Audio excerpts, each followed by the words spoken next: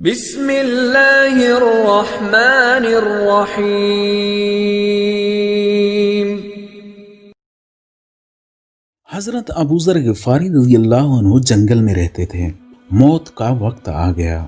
ان دنوں وہاں کوئی نہیں تھا، صرف حج کے دنوں میں عراق کے حاجی وہاں سے جاتے تھے۔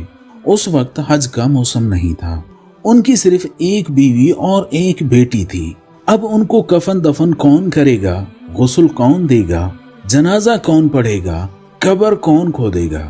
بیوی کہنے لگی کہ اب کیا بنے گا ہمارا؟ تمہارا مسئلہ یہ ہو گیا، ہم کیا کریں؟ تو کہنے لگے ما کذبت ما کذبت، نہ تم سے جھوٹ کہوں گا نہ مجھ سے جھوٹ کہا گیا۔ میں ایک محفل میں بیٹھا تھا، میرے آقا صلی اللہ علیہ وسلم نے فرمایا کہ تم میں سے ایک آدمی ایسا ہے، اکیلا مرے گا، اکیلا اٹھے گا، جنازہ مسلمانوں کی ایک جماعت پڑھے گی۔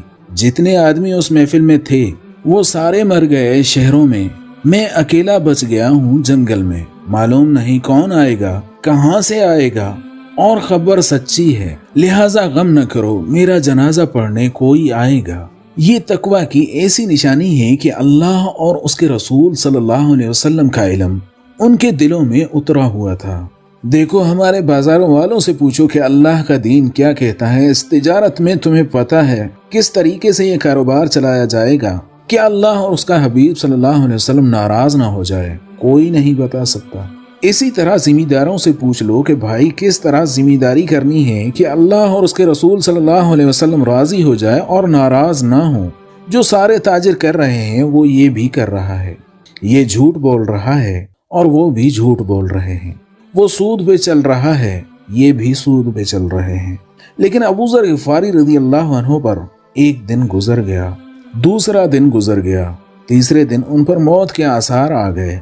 بیٹی کو بلایا کہ بیٹی آج مہمان ضرور آئیں گے، میرے جنازے میں روٹی پکاؤ تاکہ مہمانوں کی خدمت میں کمی نہ آئے، میں ضرور مر جاؤں گا۔ ان کو کھانا پکانے میں لگا دیا اور بیوی سے کہا کہ تو جا راستے میں بیٹھ، کوئی نہ کوئی ضرور آئے گا۔ وہ راستے میں جا کر بیٹھ گئیں۔ اللہ اکبر۔ کافی عرصہ گزر گیا، امید نا امیدی میں بدل گئی کہ اچانک عراق کی سڑک سے غبار اٹھتا ہوا نظر آیا۔ جب غبار کا پردہ پھٹا تو 20 اونٹنیوں کے سوار نمودار ہوئے۔ ان کی بیوی نے سامنے سے کھڑے ہو کر اشارہ کیا۔ جب انہوں نے عورت کو جنگل اور تنہائی میں دیکھا تو اپنی سواریاں موڑ لیں۔ اس عورت نے کہا ایک اللہ کا بندہ مر رہا ہے، جنازہ پڑھ لو تو تمہیں اجر ملے گا۔ انہوں نے کہا کہ وہ کون ہے؟ کہا کہ اللہ کے حبیب صلی اللہ علیہ وسلم کا ساتھی ابوذر غفاری رضی اللہ عنہ ہے۔ سارے یکدم رونے لگے اور کہا ہمارے ماں باپ ابوذر رضی اللہ عنہ پر قربان ہوں۔ یہ عبداللہ بن مسعود رضی اللہ عنہ تھے اور ان کے 19 ساتھی۔ غیبی نظام کیسے چلا کہ حضرت عثمان رضی اللہ عنہ حج پر پہنچے ہوئے ہیں۔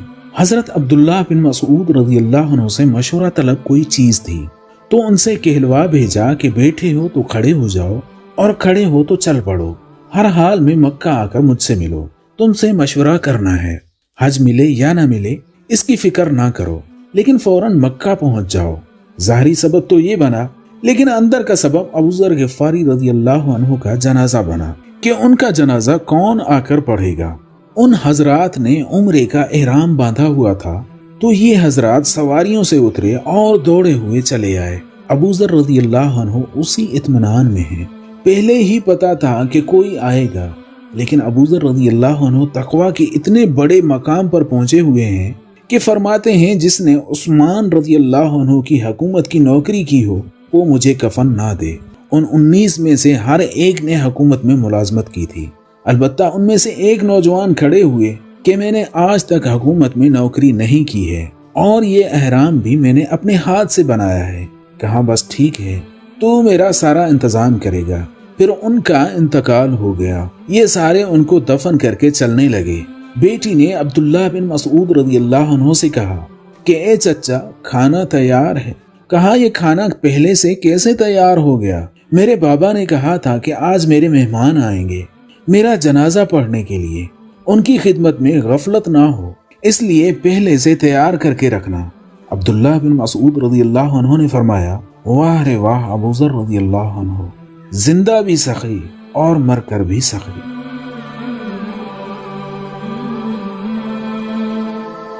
Mm-hmm.